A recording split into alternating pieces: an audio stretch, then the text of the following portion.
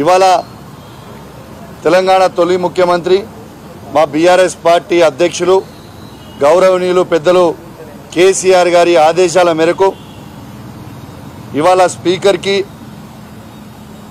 దానం నాగేందర్ గారిని డిస్క్వాలిఫై చేయాలని ఇవాళ పిటిషన్ ఇవ్వడం జరిగింది. ఇవాళ మా బీఆర్ఎస్ పార్టీలో గెలిచి ఇలా కాంగ్రెస్ పార్టీ కనువగప్పుకొని చేరినందుకు ఖచ్చితంగా ఇవాళ దానం నాగేందర్ గారిని డిస్క్వాలిఫై చేయాలని ఇలా మేము బీఆర్ఎస్ పార్టీ పక్షాన మేము నలుగురం శాసనసభ్యులము ఇవాళ పోయి ఇవాళ లక్ష్మారెడ్డి గారు, ముఠగోపాల్ గారు, కాలేరు వెంకటేశ్వర్ గారు మేమందరం పోయి ఇవాళ పిటిషన్ ఇవ్వడం జరిగింది. స్పీకర్ గారు కూడా ఖచ్చితంగా చూసి మేము యాక్షన్ తీసుకుంటామని చెప్పడం జరిగిందని చెప్పి కూడా ఈ సందర్భంగా మీకు తెలియజేస్తా ఉన్నాను.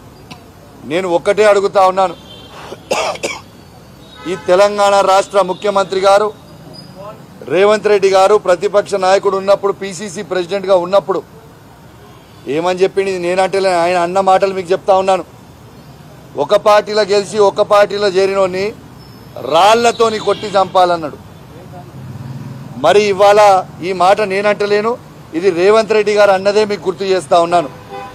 మరి ఇవాళ రాళ్లతోని కొట్టి చంపుతారా? మరి ఇవాళ ఏం చెప్తారు? యావత్ తెలంగాణ ప్రజలకి జవాబు ఏం చెప్తారని చెప్పి నేను అడుగుతా ఉన్నాను. ఇలా నేను ఒక్కటే అడుగుతా ఉన్నా, దీంతో పాటు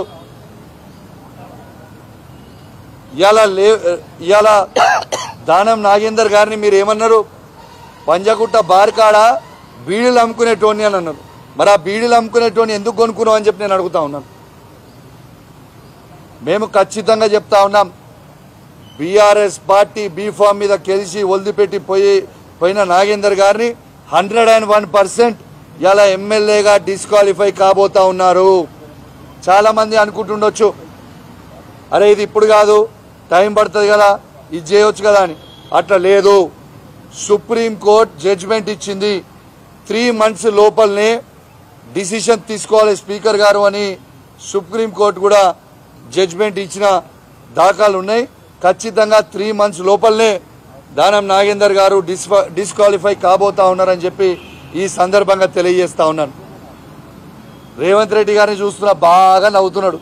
అలా జాయిన్ చేసుకున్నప్పుడు నువ్వు కొట్టినావు, మేము తీసుకున్నాం, మేము కొట్టినప్పుడు నువ్వు లేవకుండా కూడా అవుతావని చెప్పి ఈ సందర్భంగా నీకు కూడా తెలియజేస్తా ఉన్నాం. ఇవాళ ఒక సింహం ఒక అడుగు ఎనికేసిందంటే 4 అడుగులు ముందలకి దుంకడానికి ఇది మర్చిపోకు అని చెప్పి ఈ సందర్భంగా తెలియజేస్తా ఉన్నాను. ఇంకా మాట్లాడుతూ ఉన్నాడు, మొన్న మేము గేటులు తెరిచినాం మొత్తం వస్తున్నారని. బిడ్డ నువ్వు గేటులు తెరిచినావు, మేము ఇంకా గేటులు తెరవలే.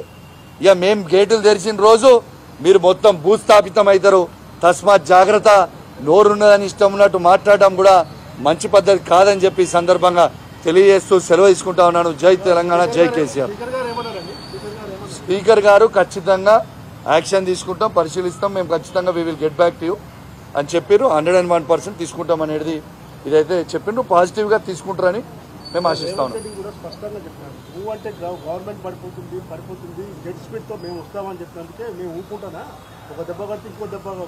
నేను ఎక్కడ కూడా గవర్నమెంట్ పడేస్తామని మేము అంటలేం. ప్రశాంతంగా 5 ఏళ్ళు నువ్వు నడుపు, ప్రశాంతంగా ముఖ్యమంత్రిగా నువ్వే ఉండు, మేమేమంటలేము. మేమనే కాదు, నల్గొండ బాంబులో, ఖమ్మం బాంబులో వాళ్ళ దాంట్లో వాళ్ళే వేల్చుకుంటారు కావచ్చు. మేము మాత్రం మా పక్షాన మాత్రం, మా బీఆర్ఎస్ పార్టీ పక్షాన మాత్రం మీ నిండుగా 5 ఏళ్ళు ఉండాలని మేము మనస్ఫూర్తిగా కోరుకుంటున్నాం. Thank you very much.